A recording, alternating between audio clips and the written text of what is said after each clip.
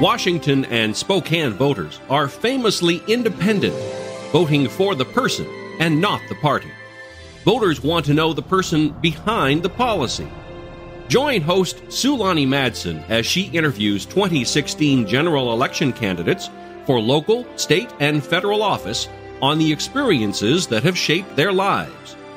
The Meet the Candidate series is sponsored as a community service by the Ponderosa Republican Women's Club, the Law Office of D.C. Cronin, and We Believe, We Vote. Now, here's your host, Sulani.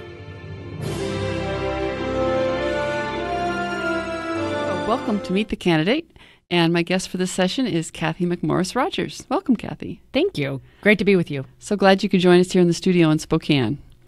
I ask every candidate the same first question. Please describe the responsibilities and duties of the office that you are running for. Right. Well, I'm honored to serve as the representative of Eastern Washington in Congress, and I'm running for re-election. It is a position that requires me, on behalf of the people of Eastern Washington, to represent them in Washington, D.C., in the United States House of Representatives. I am one of 435 people across this country that have this honor. And it says, I suppose at the most basic level, it is casting votes, right, on their behalf, on various proposals, bills that are brought before the House, the laws of this land.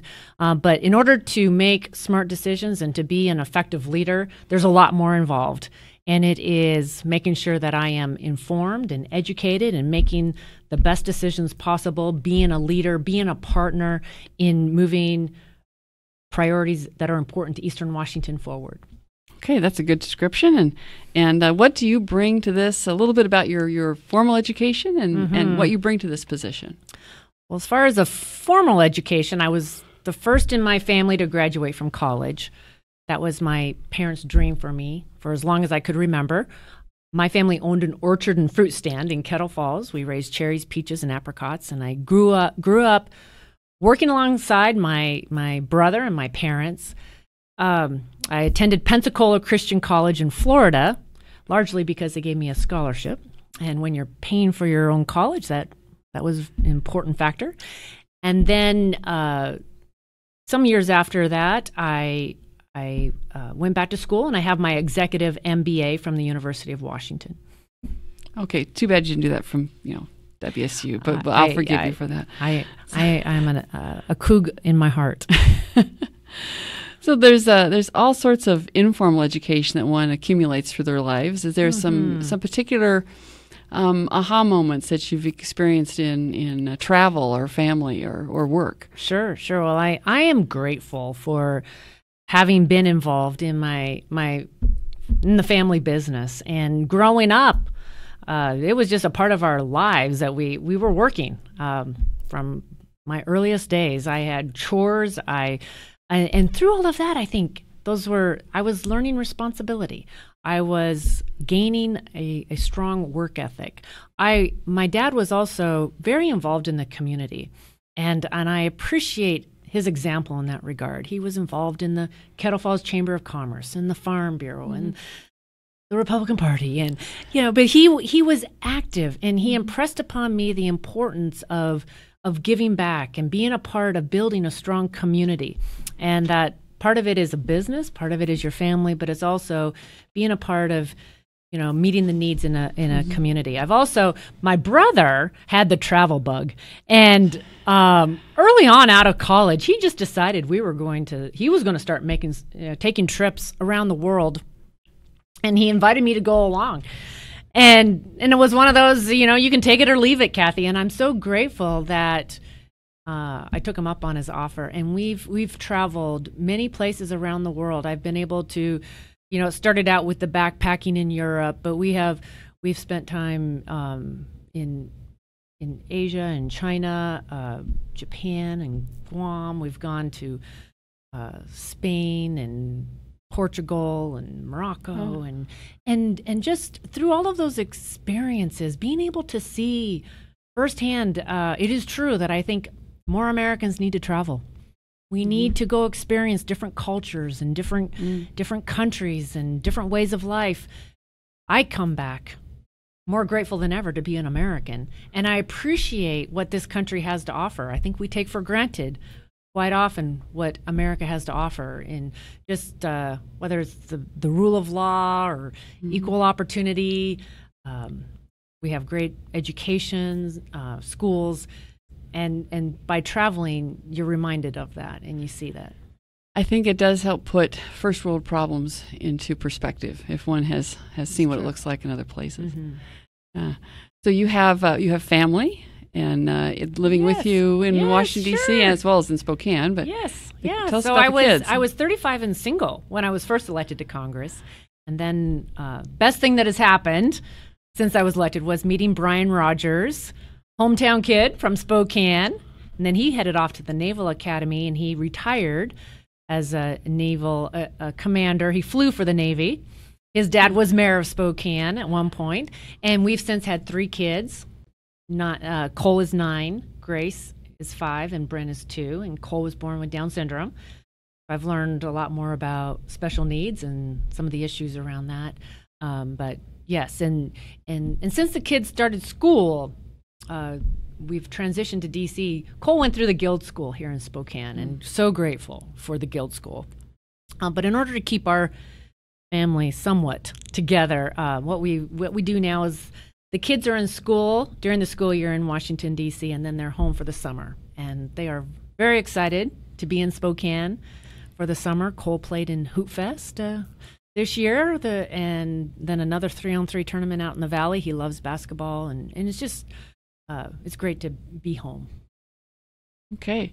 One of the interesting things about some of the candidates is they've told me about their first job, and I like to ask about when did you first learn the connection between work and money? And I know we already talked a little bit about the farm chores, and that's always a basic one. But how about the first one where you learned that FICA was your new best friend? Well, I suppose that probably was when I went to work at McDonald's in Colville.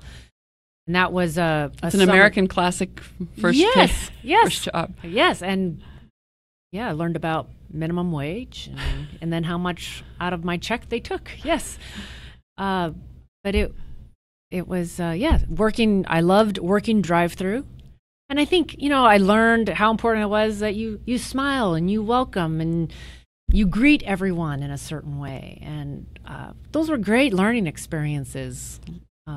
Just working fast food and appreciating that paycheck and keeping track of your hours. Yeah. Okay. I'm waiting for Kent to tell me how much time we have left, because before I launch you off on another. Okay, he said 4 minutes, so we have a little bit of time.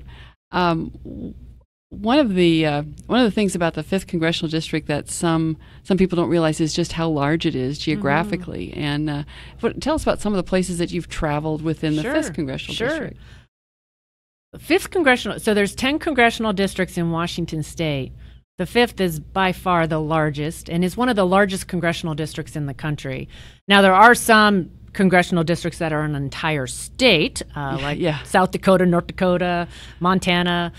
But the 5th Congressional District is the 10 most eastern counties in Washington State. I border Idaho from the Canadian border down to the Oregon border.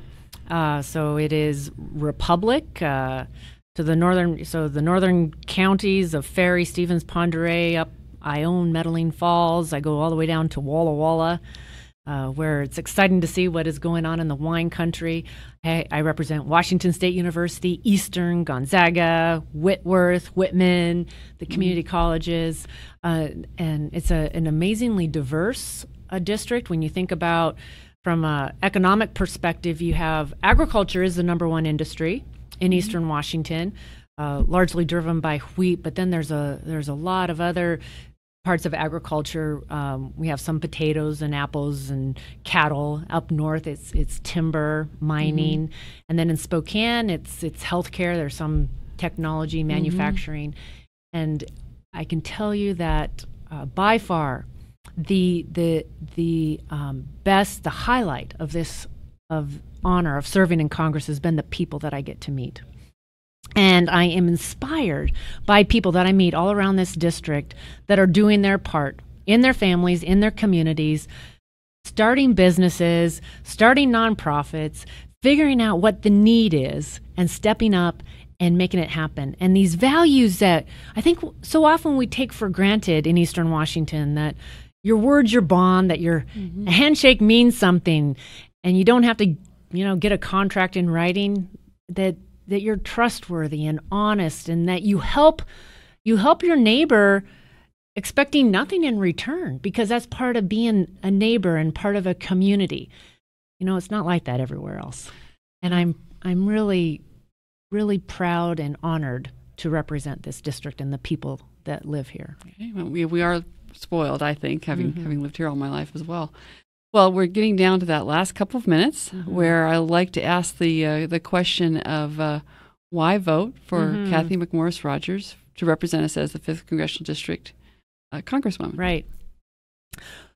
Well, I would ask for people's votes first because it is my honor to represent them, and it is my desire to continue to represent them. And I am committed to working hard and being the best representative that I can possibly be. I believe that I have proven myself as a leader that gets results. And you think in a bipartisan fashion too, looking for those ways to work across the aisle, whether it's on Fairchild and the military families, hydropower legislation through the years, the forestry legislation we're working on right now, better forest management and making sure that we have the funding to fight the fires, on disabilities, the 21st Century Cures, the ABLE Act. All of those have been done in a bipartisan fashion. I'm also smarter, I believe, as far as how to be more effective on behalf of the people of Eastern Washington. And I am proud to be a leader on some of the most important issues of the day, whether it is on the budget and spending. I've introduced the USA Act, Unauthorized Spending Accountability Act, putting forward a process to review, rethink, eliminate hundreds of programs that are basically on autopilot. Much of the federal government is on autopilot, and that needs to stop. On the VA, the Veterans Administration, restructuring the VA, making sure that the VA keeps at the center of that agency the veteran. Veterans, when they contact the VA, should feel like they're getting the red carpet rolled out. And right now, too many feel like it's a runaround. They have to contact my office just to get an appointment. And I'm proud of the fact that I am leading now on addressing some of these issues that I believe to be the most important of our time. Okay. Well, thank you very much for joining me today, Cathy. I'm glad we could have you here in the studio. Great to be with you. Thank you for coming.